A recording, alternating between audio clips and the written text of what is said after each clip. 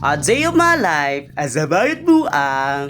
For this video mga bayot. So karong mga bayot no, welcome back po sa aking mini vlog.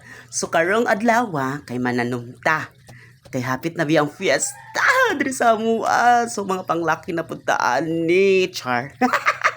Magmulgol na sa ang bangag sa mga bayot. O diba? So namo ko'y daghan mga tanom din na naman sa lingsing, ako na ipananom do sa among luyo. So bago na ko siyang gihawanan din ha, kay diha man tanak gibutang akong usa ka face pan, like siya face pan, bisayo na nato kay bawal man ako mag-English ug Bisaya sa gulon. Oy, tinuod ba kana no? So karon na mga bayot no, nagitrapo-trapo na ako murag nakatama kog ta. Kamo na bahala o sinatama ka na ako.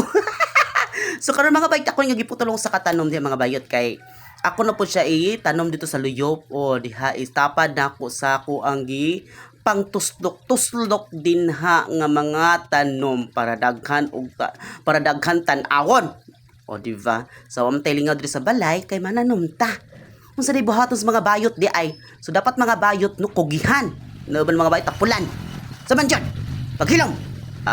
Karon mga bayot so mangita na pud kung lain nga maputol na ako para ako mabutang na po din ha masumpay-sumpay. Oy, nakapag manig og usa ka buok tanom.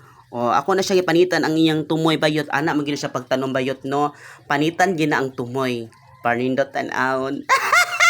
Di para dali ra mo silingsi para madali ra ang tuan sa ugat. Ugat sa ubos. Char, bawal ha.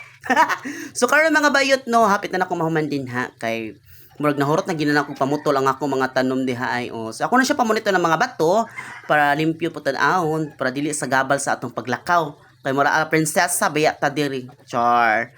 Di ba mga bayot? So dira na ko to ba kong video mga bayot. Thank you sa paglantaw. Amping mo kanunay. Meow. Paghilom.